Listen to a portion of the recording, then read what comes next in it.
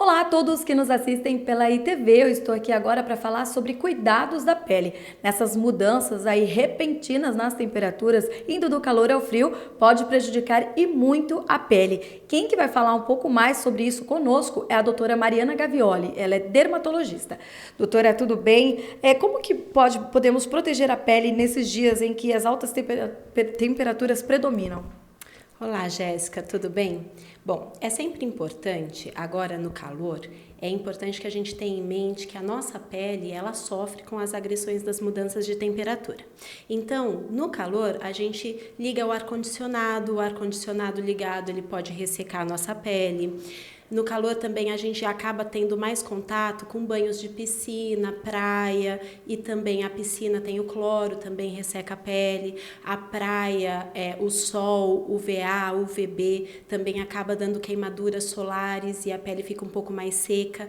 Então é importante que a gente tenha em mente que mesmo estando quente, que a tendência da pele é aumentar a oleosidade, nós precisamos hidratar a pele para evitar os ressecamentos, tá? E usar sempre filtros solares que sejam compatíveis com a nossa pele. Então, se você tem uma pele oleosa, escolher um filtro solar com uma textura um pouco mais seca que controle sua oleosidade. Se você tem a pele mais seca, o contrário, usar um filtro solar mais hidratante. E às vezes o filtro solar não basta, apesar de hoje em dia os filtros solares serem bem mais desenvolvidos e ele conseguir te dar algumas outras coisas que antigamente a gente não tinha com o filtro solar, a gente precisa às vezes usar um hidratante, uma base, um sérum, antes de aplicar o protetor solar para conseguir manter a barreira cutânea protegida. Doutora, é importante também que as pessoas entendam, que a senhora possa até explicar sobre isso agora, dessa diferença do filtro solar para o rosto e para a pele, para as outras partes do corpo. Normalmente, o resto do corpo a gente usa um filtro solar de uma textura mais hidratante. Por quê? Porque nós temos a distribuição das glândulas sebáceas no nosso corpo, ela é diferente. Então, no rosto, a gente tem muito mais glândula sebácea do que do pescoço para baixo. Então, normalmente a gente usa filtro solar hidratante para o resto do corpo, são filtros solares até mais baratos, que vendem-se em potões maiores, né? E hidratantes mais específicos para o rosto.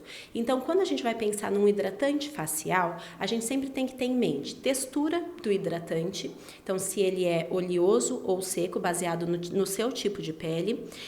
Hoje em dia a gente tem os hidratantes com cor, né? Pensando em rosto, então você já tem um efeito maquiagem e aliado a isso, a cor, o dióxido de titânio ou o óxido de zinco ajuda na proteção da luz visível. Então a gente não tem mais aqueles protetores pensando só no espectro de ação UVA e UVB. Então você pode escolher uma base que já te ajuda no efeito maquiagem e tem esse efeito contra a luz visível também. E aí, principalmente é isso. Além disso, na textura, da oleosidade, a gente sempre tem que pensar no fator de proteção.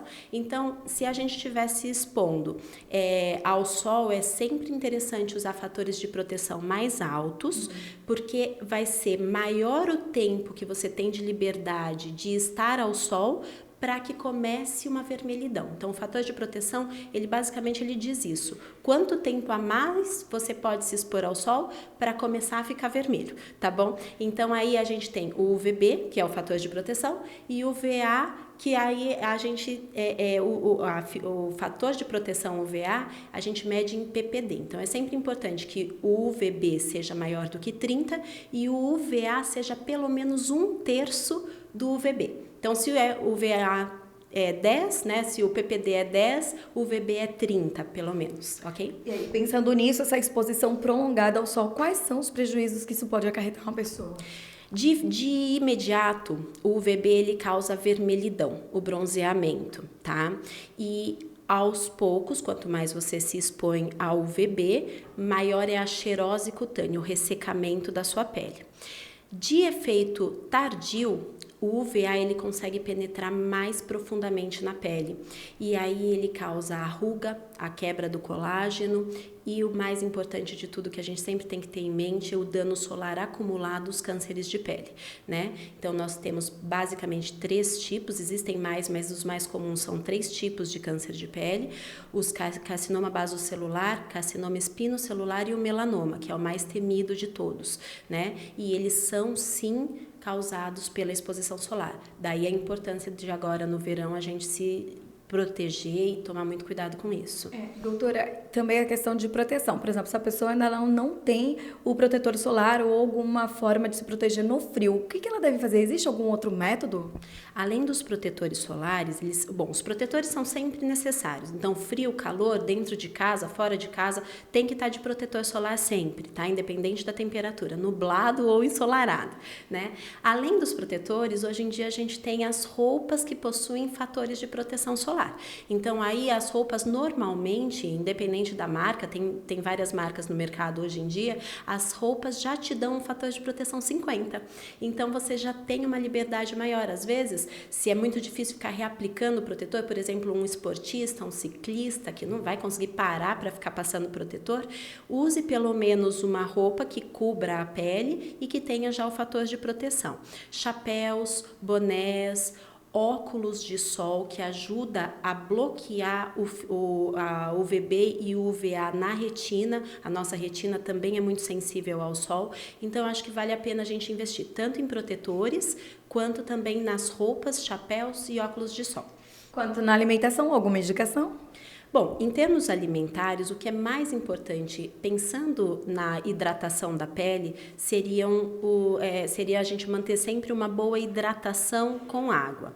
Então, ainda não se sabe, a medicina não conseguiu comprovar que tomar mais água faça com que você não envelheça. Isso a gente não tem os estudos para comprovarem. Mas a gente sabe sim que se hidratando bem, a gente tem uma melhora do turgor da pele. Então, a melhora da elasticidade da pele. E é importante, obviamente, por questão de vida, né? O rim funciona melhor, a circulação melhora. Então, a gente precisa sempre se manter sempre muito hidratado. Agradecemos a doutora, então fica a dica. Então é importantíssimo se manter sempre hidratado. Jéssica Corsi para o Jornal ITV.